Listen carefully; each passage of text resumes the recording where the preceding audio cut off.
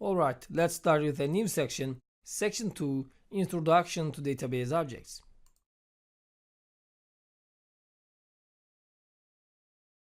Oracle database has many database objects categorized under two subjects, which are schema objects and non-schema objects.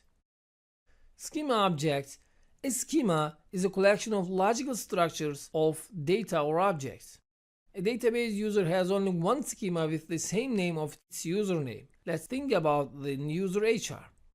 The user HR has a schema with the same name, which is HR again. Every user has a schema with the same name. And there are many schema objects, but we will mention the objects that we will cover in this course, or some important objects that we need to know for now. Let's start with tables. A table is the base unit of the database to store data, formatted with columns and rows. We know what the table is. And synonyms. A synonym is an alternative name or alias for database objects and references to original objects. We can query other users' objects without writing its schema name.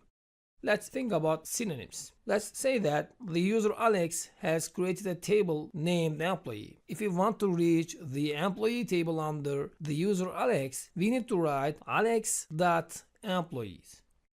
If Alex creates a public synonym named employee, in this time we don't need to write his schema name before the table. Synonyms are references to original objects, and we are going to see what the synonym is in this course in detail. And views. A view is a virtual table that provides access to a subset of column or some restricted rows from one or more tables. Views act like a real table but does not physically take any space. Views are just SQL scripts, and when you query from a view, the view executes the query and retrieves the data returning from the query. So what is the benefit of the view?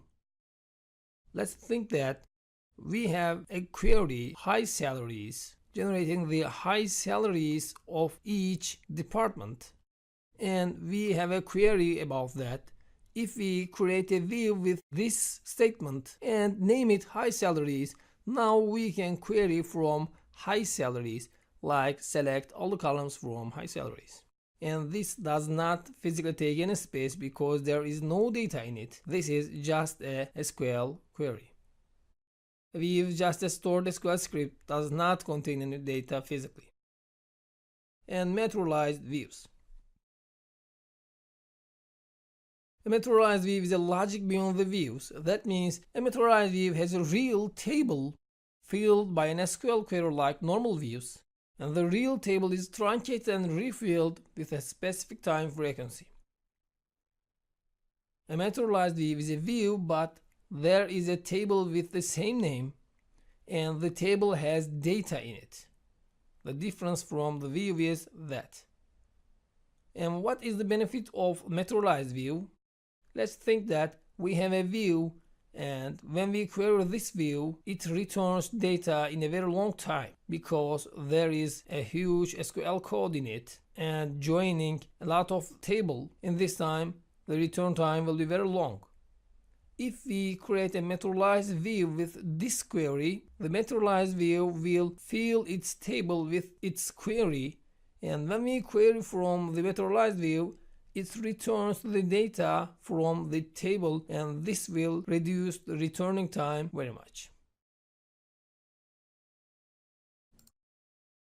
And let's continue with constraints.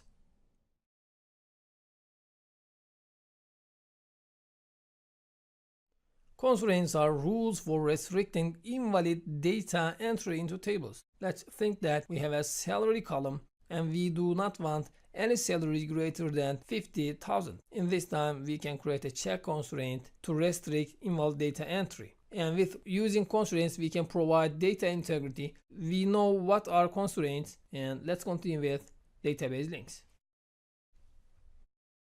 Database links are connections between two physical database servers.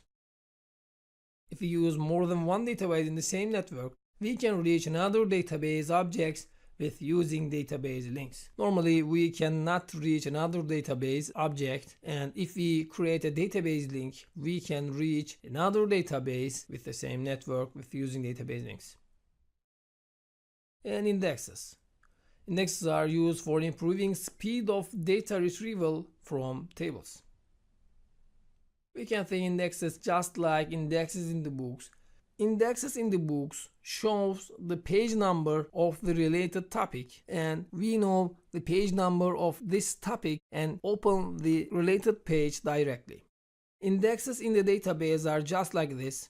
The index knows physical area of the data and goes to this area directly, and this improves the retrieval of data very much. Indexes work automatically, we cannot directly run it. And let's continue with functions and procedures. In PLSQL programming, not in this course, I'm going to create a PLSQL programming course, and I'm going to talk about functions and procedures in detail in this course. And in PLSQL programming, we create functions and procedures for using some compiled code again and again without writing its code again.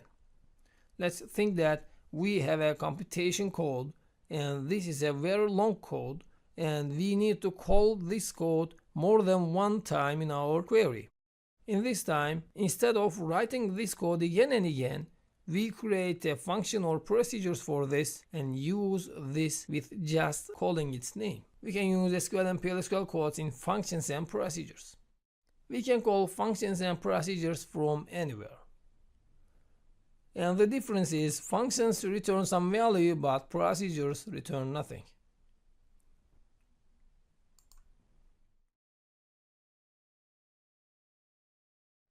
And packages. Packages are schema objects that compiled and stored in the database and consist of SQL and PLSQL codes, variables, cursors, etc. to perform one or more than one operation with using functions and procedures. Packages have functions and procedures, and we use these functions and procedures to perform some operation. So what is the difference of packages? Packages includes more than one functions and procedures together, and we can use any of them with writing package.function name or package.procedure name. We are going to talk about this in our PLSQL course. And let's continue with triggers. Triggers are compiled program units stored in the database and executed with a specific event like insert, update, delete, create, or something. And triggers are used for performing another operation on or before or after the main operation. And this is also a PLSQL subject. I'm going to talk about this in my PLSQL course. And sequences. Sequences are database objects which generate unique integers and generally used for automatically generated primary key values. And the difference of sequences from other databases can be used by multiple users. Sequences cannot be rolled back. Once you call a sequence, its number is increased and whether you use or not. If you select from a sequence in our SQL developer or somewhere, the number of the sequence is increased and this cannot be rolled back. The number is increased anymore. And non-schema objects. Other types of objects that stored in database are called non-schema objects, but these objects are not in a schema. There are a lot of non-schema objects like directories, rows, table spaces, users, or etc. And these are database administration subjects, except rows. We are going to talk about rows in this course. So this is the end of introducing database objects and reaching another user subjects. See you in our next lesson.